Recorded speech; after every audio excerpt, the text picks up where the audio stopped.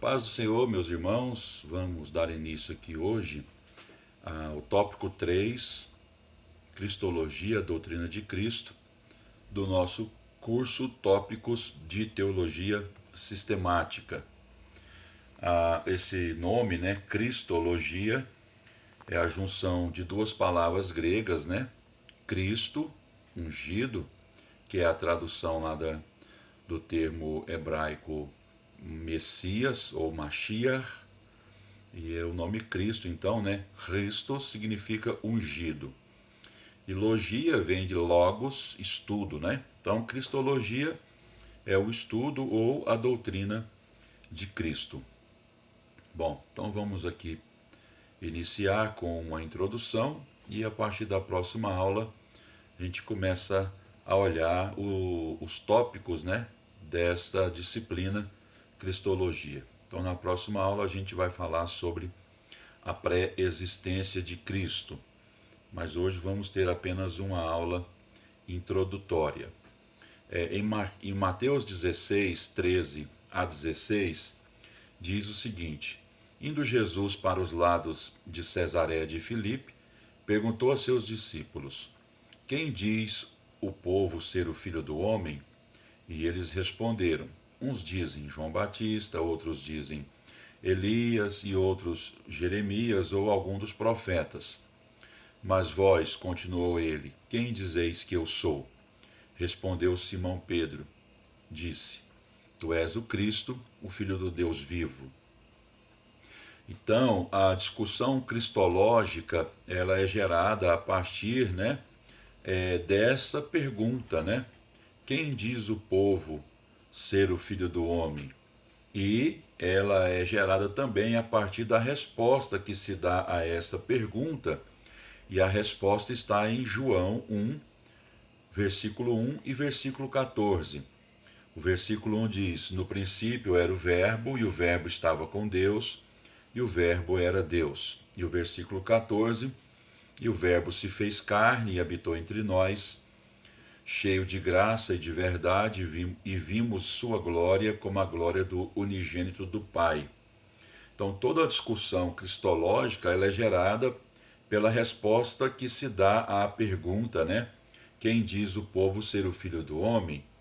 E pela reação à declaração de João no seu Evangelho, no capítulo 1, versículo 1, o Verbo era Deus. Então, a discussão cristológica ela vai se dar em torno destas perguntas e também dessa resposta. Então, vamos observar aqui nesta página a pergunta, Quem diz o povo ser o Filho do Homem? Então, Cristo foi para os seus contemporâneos o que podemos chamar de uma pessoa controversa. Muitos que viam Jesus comendo diziam: Isso aí é um glutão, conforme está lá em Mateus 11 e 19. Muitos, que testemunhavam a operação dos milagres de Jesus, criticavam e diziam, de acordo com João 7 e 12, ele está enganando o povo. Ou Mateus 12, 24, relata que alguns chegavam ao absurdo de dizer que ele operava aqueles sinais miraculosos pelo poder de demônios. Então, quanto ao seu ministério, aqueles que o viam citando a lei diziam: este é Moisés. Aqueles que viam o zelo, de Jesus em despertar nos homens fé no verdadeiro Deus diziam: esse é Elias. Aqueles que viam Jesus chorar enquanto consolavam os infelizes e abandonados, aí diziam: este é Jeremias. Aqueles que o viam pregar o arrependimento como meio único do homem, alcançar o perdão divino, também diziam: esse é João Batista. Ninguém, contudo, exceto seus discípulos, conheciam a sua verdadeira identidade divina. Então, diante dessa pergunta, quem diz o povo ser o Filho do Homem? A resposta exata se dá através da declaração apostólica petrina, tu és o Filho do Deus vivo. Por isso que vem aí esta segunda pergunta, né? O povo está dizendo certas coisas a meu respeito, mas vós, quem dizeis que eu sou? Então, a esta pergunta, Pedro, né, respondeu: Tu és o Cristo, o Filho do Deus vivo. Ao que Cristo respondeu para Pedro: Não foi carne e sangue que tu revelaram, mas meu Pai que está nos céus.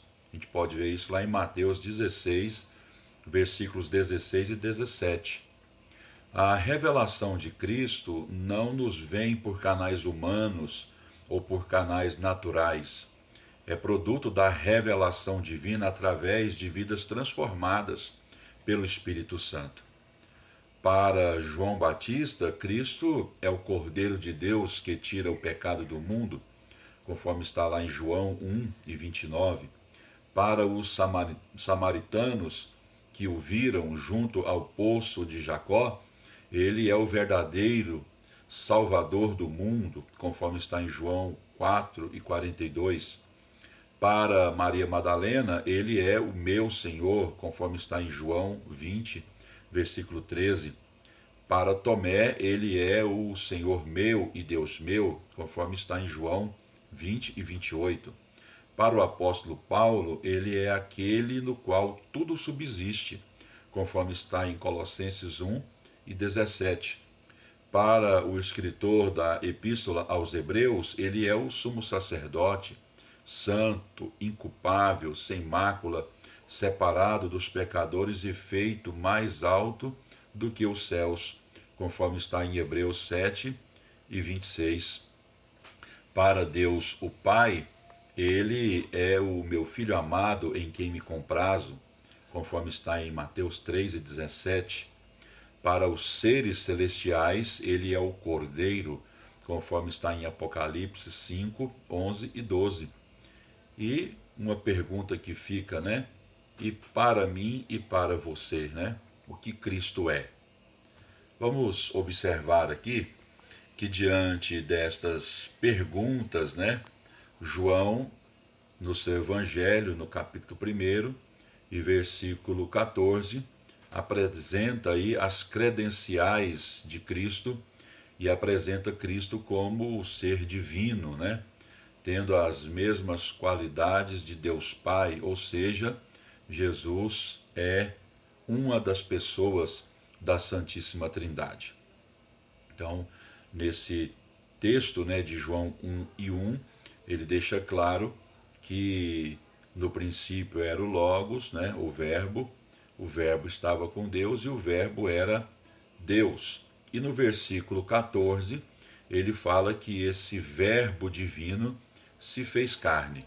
Então, a encarnação de Deus na pessoa de Jesus Cristo é, sem dúvida, um dos maiores mistérios da doutrina cristã. Entretanto, esse mistério não constitui obstáculo para que a alma do crente exulte diante do glorioso fato de um Deus infinito e eterno ter assumido forma finita e limitada quando voluntariamente revestiu-se de carne ou da natureza humana para nascer e crescer entre os homens com o propósito de constituir-se propiciação pelos nossos pecados e justificação eterna para as nossas almas. Deus encarnou-se em Cristo para que no seu próprio corpo pudesse levar à cruz as penalidades às quais você e eu estávamos sujeitos, conforme relata Isaías no capítulo 53. Jesus nasceu numa estrebaria e cresceu trabalhando numa carpintaria. A Bíblia diz que ele, sendo rico, se fez pobre, conforme está em 2 Coríntios 8 e versículo 9, para dar-nos o direito de habitar em meio às riquezas dos seus átrios e palmilhar nas ruas douradas da Nova Jerusalém. Ele foi rejeitado pelos homens para nos fazer aceitáveis a Deus. Ele fatigou-se em viagens e em trabalhos para dar-nos repouso no seio de Abraão. Ele foi vestido de um manto de vergonha no ato da sua crucificação para vestir-nos com o linho branco da sua justiça no ato da nossa glorificação. Ele foi coroado com uma coroa de espinhos para nos tornar receptivos à coroa incorruptível, coroa da justiça, coroa da vida e coroa da glória. Ele foi desamparado na cruz para colocar-nos sob os constantes cuidados do Pai. Ele morreu na cruz para fazer-nos participantes da vida imortal.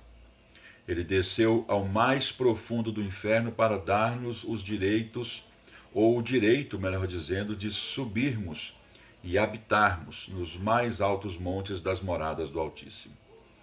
A revelação do que Cristo foi, é, fez e fará brota sobrenaturalmente de Deus através de um coração convertido e de uma alma salva que mantém contato ininterrupto com Deus.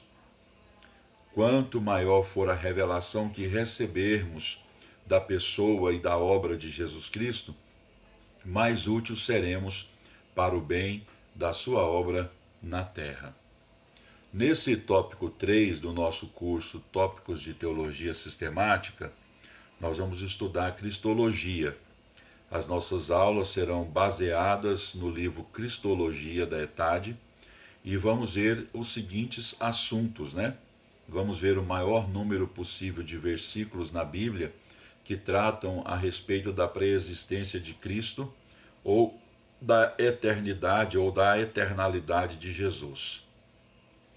Vamos ver também os principais tipos de Cristo no culto levítico e até que ponto o nascimento, ministério e obra de Jesus satisfazem as exigências proféticas do Antigo Testamento.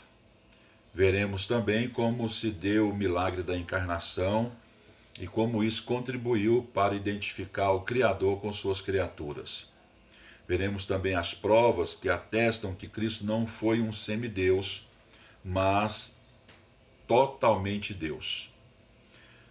Veremos também como Cristo, sendo Deus, enquadrou-se dentro dos limites da vida humana. Também veremos a importância da morte de Cristo como cumprimento da vontade divina e como meio de expiação, redenção, reconciliação e propiciação pela humanidade caída. Também veremos o milagre da ressurreição e o que isso tem a ver, com a ressurreição dos justos falecidos e a transformação dos justos vivos no dia do arrebatamento. Também veremos a importância da ascensão, da subida de Cristo ao céu e veremos o seu ministério sacerdotal em favor dos salvos. Então, que Deus abençoe sua vida. Na próxima aula, estudaremos sobre a pré-existência de Cristo. Falaremos sobre Cristo é pré-existente, Cristo é igual ao Pai, Cristo é o Verbo eterno de Deus e Cristo o Criador. Então, Deus abençoe a sua vida. Até a próxima aula. Muito obrigado.